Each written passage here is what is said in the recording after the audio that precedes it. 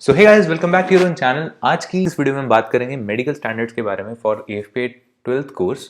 तो ये जो वीडियो है ये सिर्फ 12th कोर्स के लिए वैलिड नहीं है, ये आगे आने वाले जितने भी कोर्सेज होंगे ये सारे कोर्सेज के लिए ऑलमोस्ट यही सेम मेडिकल स्टैंडर्ड्स रहते हैं। हर साल AFPA के बिल्कुल चेंज नहीं होते, यही कॉन्स्टेंट मेडिकल स्टैंडर्ड्स रहते हैं।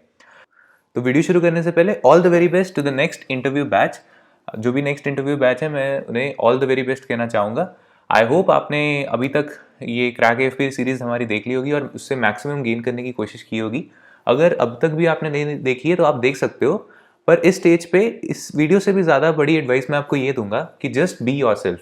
आपका जो सबसे ज़्यादा कॉन्ट्रीब्यूटिंग फैक्टर रहेगा आपके इंटरव्यू के सिलेक्शन में वो यही रहेगा कि आप अपने आप को कितनी अच्छी तरह से प्रेजेंट कर पा रहे हो विद द ट्रांसपेरेंसी, कितना ट्रांसपेरेंट रह रहे हो अपने थॉट्स में, अपने एक्शंस में, अपने वर्ड्स में। यही सारी चीज़ें देखी जाएगी और तो उसके लिए आपको ट्रुथफुल रहना पड़ेगा और just be your self. And I wish कि जो भी वीडियो देख रहा है वो बिल्कुल सिलेक्ट हो AFPA में एंड एट लास्ट NDA में भी जाके सिलेक्ट हो जाए। तो यार अब हम मेडिकल स्टैंडर्ड्स की बात करते हैं। मेडिकल स्टैंडर्ड्स के बारे में बताने से पहले मैं आपको दो टर्म्स के बारे में क्लियर करना चाहूँगा। ये दो टर्म से आप ऑलरेडी फेमिलियर होंगे बहुत सारे कैंडिडेट्स, बट ये चीज़ों को एड्रेस करना बहुत ज़रूरी है। दो टर्म्स होती हैं TR and PR। TR stand for temporary rejection, PR stand for permanent rejection. अब ये दो टर्म्स होती क्या है? अब टेम्परेरी रिजेक्शन क्या होती है? जैसे आप अपना मेडिकल देने गए और बीच में कोई माइनर डिफेक्ट आ गया।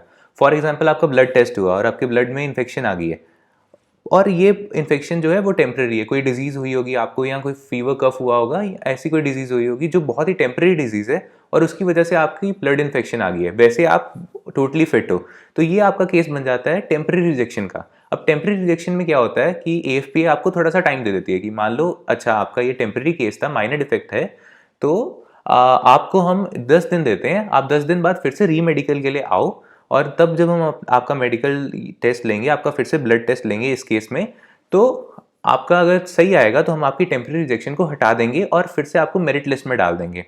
ये होता है टेम्परेरी रिजेक्शन का केस। अब इसके बिल्कुल ऑपोजिट होती है परमानेंट रिजेक्शन। आपको नेम से पता लग गया होगा परमानेंट रिजेक्शन क्या है। परमानेंट रिजेक्शन बेसिकली आपको कोई मेजर डिफेक्ट है, फॉर एग्जाम्पल आई डिफेक्ट इसमें आ जाते हैं। अब आई का एक क्राइटेरिया सेट होता है जो हम आगे डिस्कस करेंगे। अगर आप उस क्राइटेरिया से भी आपकी आई डिफेक्ट और ज़्यादा है तो आप परमानेंट रिजेक्शन के केस में आ जाते हो। परमानेंट रिजेक्शन के केस में आई एम सॉरी टू से, पर आप AFPA में तो सिलेक्ट होंगे नहीं, आप एट लास्ट NDA में भी सिलेक्ट नहीं हो सकते। चाहे आपका जितनी मर्जी अच्छा, चाहे आपका जितना मर्जी अच्छा रैंक हो या जितना मर्जी अच्छा आपने परफॉर्म किया हो इंटरव्यू में, अगर आप मेडिकली फिट नहीं हो तो आप NDA में नहीं जा सकते हो। तो आपको इन परमानेंट रिजेक्शन के क्राइटेरिया को एक्सेस करना पड़ेगा और देखना पड़ेगा कि आप इन, गॉड फॉरबिड, आप इस क्राइटेरिया में लाई करते हो या नहीं करते हो, तो आपको देखना पड़ेगा। आई विश आप में से कोई भी जो ये वीडियो देख रहा है वो इस परमानेंट रिजेक्शन के क्राइटेरिया में ना बैठता हो। अब ये जो मेडिकल एग्जामिनेशन का शब्द है ये जितना भयानक लगता है इतना है नहीं है। ट्रस्ट मी, ये बहुत ही ज़्यादा सिंपल प्रोसीजर होगा आपका। आपको पता भी नहीं लगेगा कि कब सारे प्रोसीजर्स हो गए हैं। आप बस इसे फ्री रेगुलर चेकअप की तरह कंसीडर कर सकते हैं। इसके बाद में मैं आपको बताना चाहूँगा कि आपका जो मेडिकल होता है वो 2 दिन चलता है। 2 दिन कैसे चलता है कि आप फॉर एग्जाम्पल पहले दिन आपका इंटरव्यू होता है। तो आप इंटरव्यू के लिए आए और इंटरव्यू के लिए आपके जो रिजल्ट्स होते हैं, जैसे आपके, मैंने इंटरव्यू इंस्ट्रक्शन में बात की थी तो उन्होंने कहा था कि आपके 5 बजे तक रिजल्ट्स आ जाते हैं शाम के। अब क्या होता है, जब 5 बजे के बाद जो सिलेक्टेड कैंडिडेट्स होते हैं उन्हें शॉर्टलिस्ट करके बाहर निकाल दिया जाता है फॉर अदर मेडिकल प्रोसीडिंग्स। तो वो आपका होता है फर्स्ट मेडिकल डे। उसके बाद क्या होता है, उसके बाद जो उस चीज़ में फर्स्ट मेडिकल डे में क्या होता है, उसी दिन होता है बेसिकली जिस दिन आपका इंटरव्यू हुआ। तो 5 बजे के बाद आपको नीचे बुला लेते हैं, किसी और कमरे में बुला लेते हैं और सबसे पहले आपका हाइट चेक होता है, फिर वेट चेक होता है, फिर आपको हॉस्पिटल ले जाते हैं वाया बस सर्विस जो AFPA प्रोवाइड करती है। हॉस्पिटल में आपका ब्लड टेस्ट होता है, यूरिन टेस्ट होता है और उसके बाद आपका एक्सरे होता है चेस्ट का। ये 3 चीज़ें क्यों पहले दिन करवानी ज़रूरी, एक दिन पहले करवानी ज़रूरी, क्योंकि इसके जो रिपोर्ट्स होते हैं उसको 24 आवर्स लग जाते हैं या 12 आवर्स, जितने भी टाइम है, मतलब एक दिन का टाइम आप मान के चलो वो लग जाता है। तो इसलिए ये जो एग्जामिनेशन होती हैं ये पहले करवा दी जाती हैं। आपका blood test, urine test and xray of chest. तो ये आपका फर्स्ट मेडिकल डे। ये प्रोसीडिंग्स के बाद आपको फिर से AFPA में वापस छोड़ आते हैं और आप वहाँ से जा सकते हो अपने जहाँ पे भी आपने रहना है। तो ये फर्स्ट मेडिकल डे हो गया। इसके बाद होता है सेकंड मेडिकल डे जो नेक्स्ट डे हो जाता है। नेक्स्ट डे में आपका सारा कुछ चेक होता है, eyes, ear, teeth, skin, bones, blood pressure और surgical doctors for private organs. तो वो सारा कुछ चेक होता है आपका इस मेडिकल डे पे। ये मेडिकल डे भी बहुत आसान होता है, एक सिंपल सा प्रोसीजर होता है, आपको कुछ नहीं करना होता, जो वो बोलते हैं बस आपको वो चीज़ें फॉलो करनी होती हैं। अब हम ओरिजिनल मेडिकल स्टैंडर्ड्स पे आ जाते हैं। तो पहला पॉइंट तो आपको ऑलरेडी पता होगा कि मेडिकल के लिए वही अपीयर कर सकते हैं जो इंटरव्यू बोर्ड से सिलेक्ट होंगे।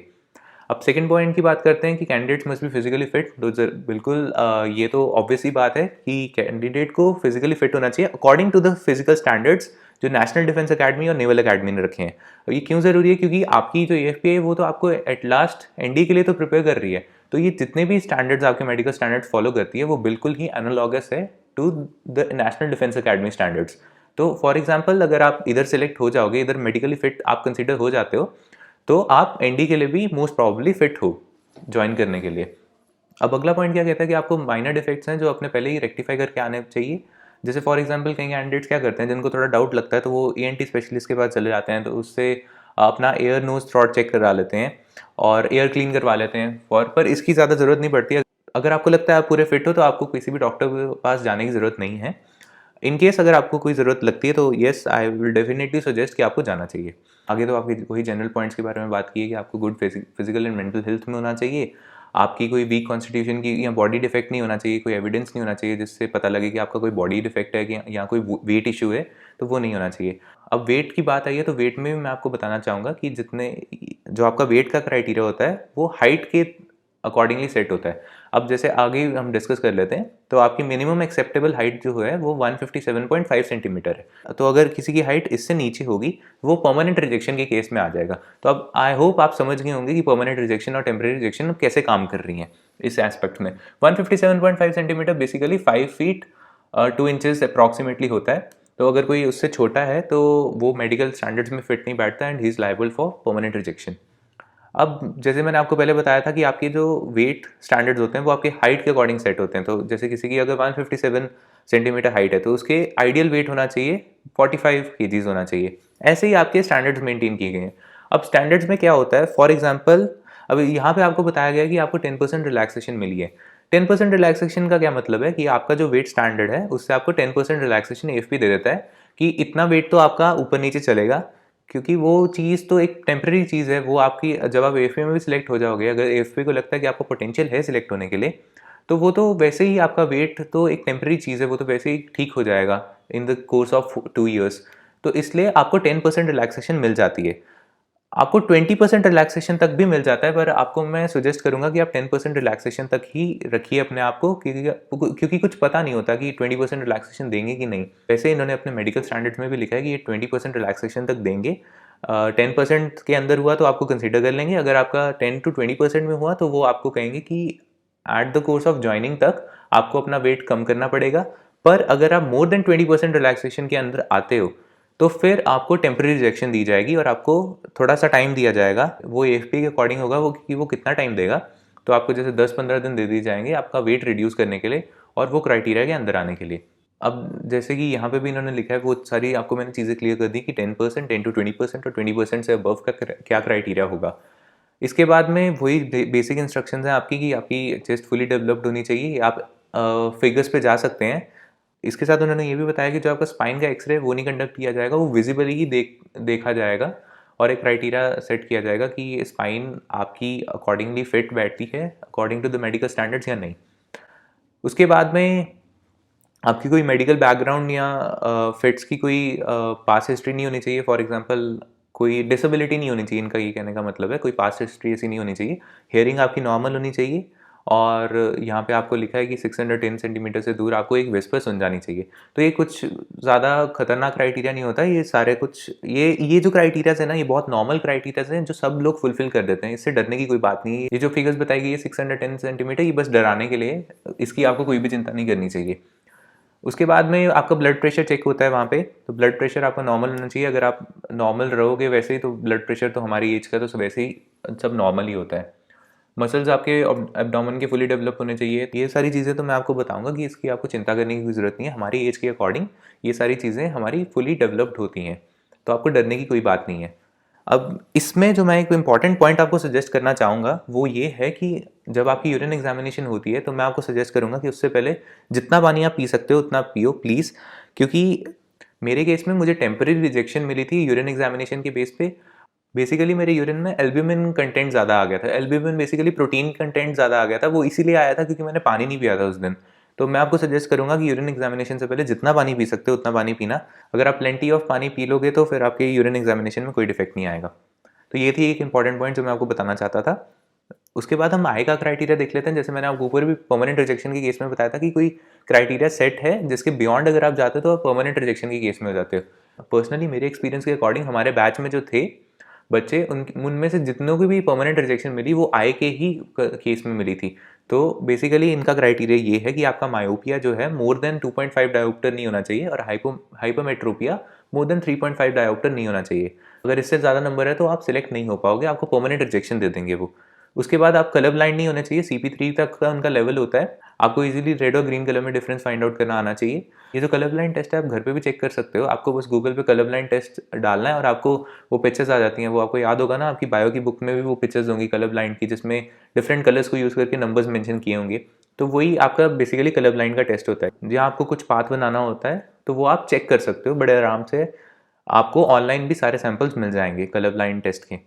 उसके बाद बताया गया कि आपकी टीथ की कंडीशंस अच्छी होनी चाहिए, कोई प्लाक नहीं होना चाहिए, कोई कैविटी इशू नहीं होना चाहिए। अगर कैविटी इशू ज़्यादा उन्हें दिखता है तो वो आपको टेम्परेरी रिजेक्शन देते हैं। वैसे इस केस में भी कोई परमानेंट रिजेक्शन का एज सच केस नहीं बनता है। तो यार यही था आपके मेडिकल स्टैंडर्ड्स के बारे में फुल इन्फॉर्मेशन। मैं आपको सजेस्ट करूंगा कि आप ये PDF को 2-3 बार और गो थ्रू करो। आप अपने अकॉर्डिंग देख सकते हो कि गॉड फॉरबिड अगर आप कोई किसी क्राइटेरिया में लाई तो नहीं करते जो टेम्परेरी रिजेक्शन या परमानेंट रिजेक्शन दे सकता है, तो आप ये चेक कर सकते हो। बेसिकली आपके मेडिकल स्टैंडर्ड्स का मैंने बता दिया। मेडिकल स्टैंडर्ड्स की आपको कोई भी चिंता करने की जरूरत नहीं है। ये जो मेडिकल एग्जामिनेशन आपका कंडक्ट किया जाएगा ये बहुत ही सिंपल वे में कंडक्ट होगा। आपको बिल्कुल भी चिंता करने की ज़रूरत नहीं है। आपको बस अपने इंटरव्यू प्रोसेस में ज़्यादा कंसंट्रेट करना है कि इंटरव्यू प्रोसेस मेरे को निकालना है, बाकी मेडिकल तो हो ही जाएगा। तो आपको ये सोच, ये मेंटेलिटी रख के आपको अपना इंटरव्यू देने जाना चाहिए। तो यार यही था इस वीडियो में। एट लास्ट मैं फिर से all the very best wish करना चाहूँगा to all the next interview batches. You guys will definitely rock the interview exam. आप कमेंट सेक्शन में भी अपने डाउट्स पोस्ट कर सकते हैं और मैं ट्राई करूंगा कि उनका reply as soon as possible दे पाऊँ। We will meet you soon on another video. So till then stay happy, stay fit. Jai Hind, Vande Mataram.